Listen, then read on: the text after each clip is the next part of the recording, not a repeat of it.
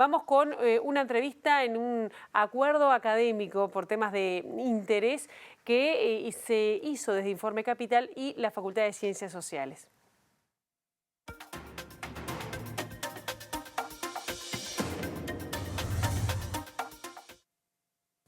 Hoy estamos recibiendo al sociólogo Francisco Pucci, quien es profesor titular del Departamento de Sociología de la Facultad de Ciencias Sociales de la Universidad de la República y es además coordinador del grupo de investigación que abarca la sociología de la gestión de los recursos humanos. Gracias por estar con nosotros aquí en Informe Capital. Un tema que interesa a muchos trabajadores, pero también a empresarios y al gobierno ni que hablar también, es cómo son las relaciones laborales. Un año 2016 que cerró, ¿cómo podemos decir si analizamos desde este punto de vista? Bueno, fue un año un poco complejo en el sentido que hubo marchas y contramarchas, ¿no? Sobre todo, yo creo que el eje central fue el tema de las pautas de negociación, famosas pautas de negociación que en principio el Poder Ejecutivo las había planteado y mostró un poco una actitud de decir, bueno, esta pauta no las cambiamos y con el tiempo a partir de julio se empezó a rediscutir, a replantear y de alguna manera se flexibilizó. Con una fuerte incidencia del movimiento sindical que obviamente, se puso con una fuerte presión del movimiento sindical. Lo que ocurre, yo creo que lo interesante es ver esto. En el primer periodo de Vázquez, prácticamente la mayor parte de los consejos de salarios laudaban por acuerdo, por consenso entre las tres partes, ¿no? Eso fue un primer momento muy interesante. Y los que no laudaban por consenso entre las dos partes, laudaban de alguna manera o acordaban por votación Poder Ejecutivo, trabajadores contra empresarios. Pero esa relación se fue cambiando sobre todo este último año. Y eso yo creo que es un tema interesante que muestra un poco, bueno, la dinámica y la complejidad de las relaciones laborales, que no es decir, bueno, siempre el gobierno está de un lado, el gobierno está del otro. Por ejemplo, en algunos casos, al principio el Poder Ejecutivo y empresarios votaban contra los trabajadores. Pero en algún momento también empresarios y trabajadores votaban contra el Poder Ejecutivo. Hay que tener en cuenta que estas pautas son un poco lineamientos generales, tampoco son obligatorias, son más bien orientaciones. Entonces, yo creo que ahí uno ve un poco, la dinámica. Y creo que este año mostró algunos cambios en ese sentido. No es el tema de relaciones laborales, que todavía sigue siendo, a mi juicio, y un poco los análisis muestran, un sistema de relaciones laborales que si bien tiene reglas de juego más o menos establecidas, sigue siendo un sistema, digamos, complejo, donde todavía llegar a acuerdos cuesta, hay en diferentes niveles, todavía se mantienen niveles de desconfianza importantes de los actores. ¿Esto es algo que es solo de Uruguay, exclusivo de Uruguay, o es en el mundo en general que cuesta llegar a acuerdos, por ejemplo, entre trabajadores y empresarios, cuando se juega además el sueldo de 1 y 2 años? Lo que pasa es que el tema es que los sistemas de relaciones laborales son muy diferentes en los diferentes países. Uno piensa el sistema de relaciones laborales tripartito, no en todos los países del mundo es tripartito. Otro elemento central, otro elemento importante es el papel que juega el Estado en esas relaciones laborales. Hay países, sobre todo los países más desarrollados, por ejemplo países nórdicos, que son un poco el paradigma, donde el Estado, de alguna manera, los acuerdos se hacen al margen de las estructuras políticas. Es como un sistema de negociación estable que va más allá digamos, de las estructuras políticas. En Latinoamérica en general, en Uruguay, la constante es que el papel de Estado sigue siendo importante. Si bien la nueva ley de consejos salarios aprobada en 2009,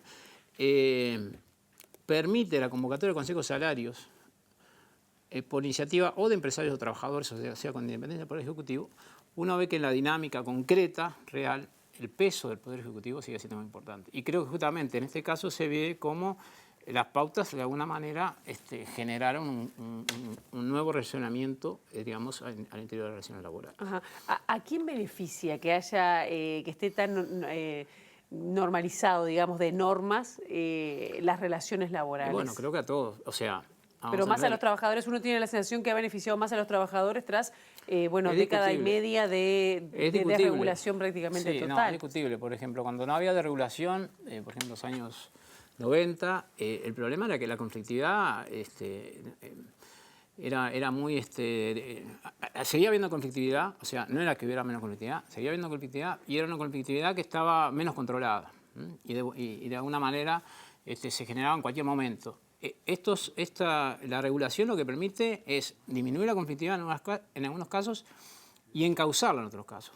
Sabemos que hay momentos que seguramente haya más conflictividad que en otros. Y eso, de alguna manera, genera un mapa más previsible para todos. Estado, empresarios y trabajadores.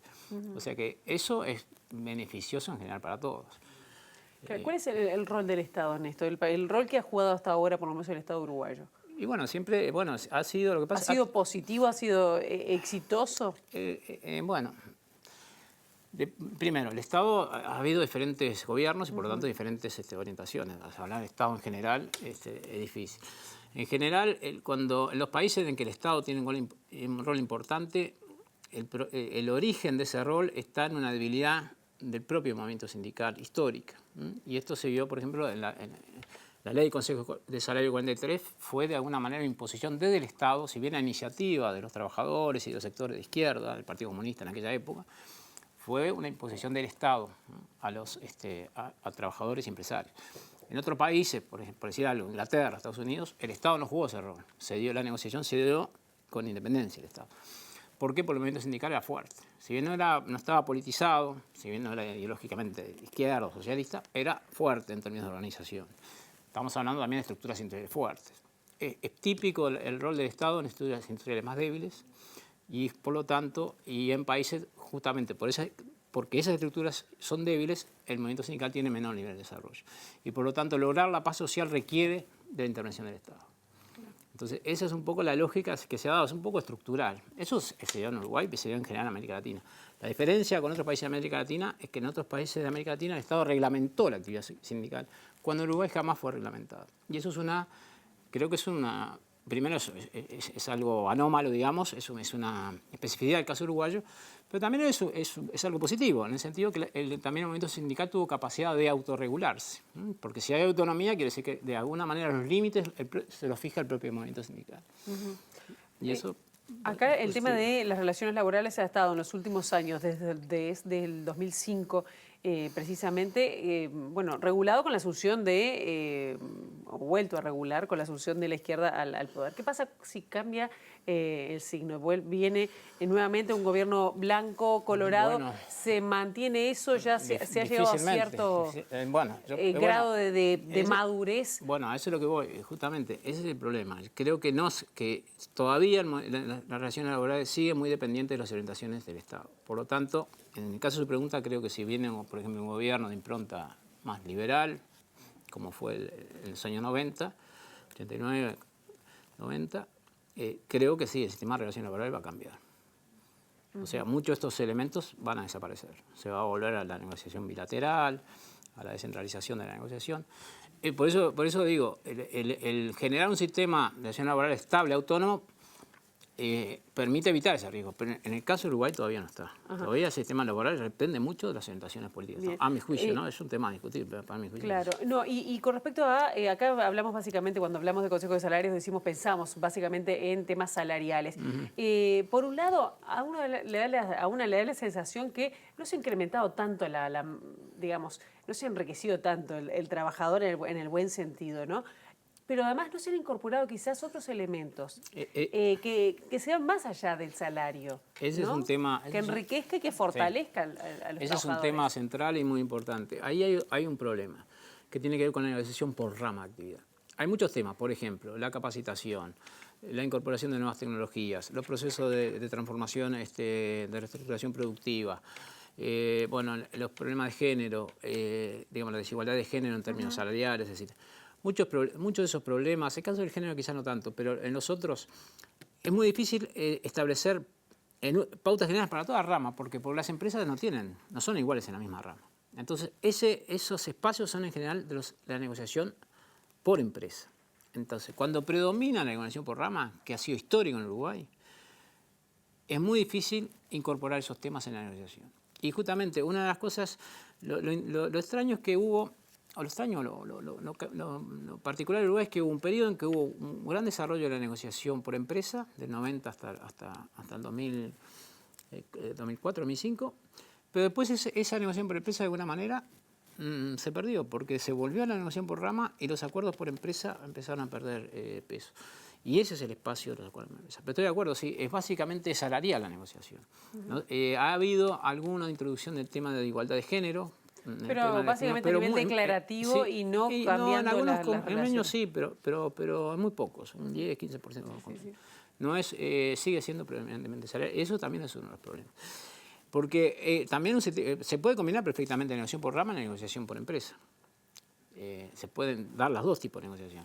Pero ese nivel de desarrollo de la negociación por empresa tiene que ver un poco también con lo que hablábamos, la estructura industrial débil. Porque en general la negociación por empresa se da en empresas grandes. Claro. Y en las ramas, uno de los problemas que tiene es que la negociación por empresa a veces lo que se acuerda de las empresas más importantes después se trae a las ramas. ¿Y cuál es el problema? Que las pequeñas no pueden acceder a ese nivel. Entonces ahí se genera unas tensiones fuertes entre negociación por rama y negociación por empresa. Bien. Es un problema general de negociación colectiva, no es solo un problema en Uruguay, ¿no? Es un problema intrínseco a la negociación. Vamos a seguir hablando, ¿no? Porque yo ya lo invito para una próxima oportunidad de hablar directamente con respecto al sindicalismo, ¿no? Así que por ahora le agradezco al sociólogo Francisco Pucci por este pantallazo a nivel de las relaciones laborales y bueno, y seguimos lo convocamos ya para otra próxima oportunidad. Encantado.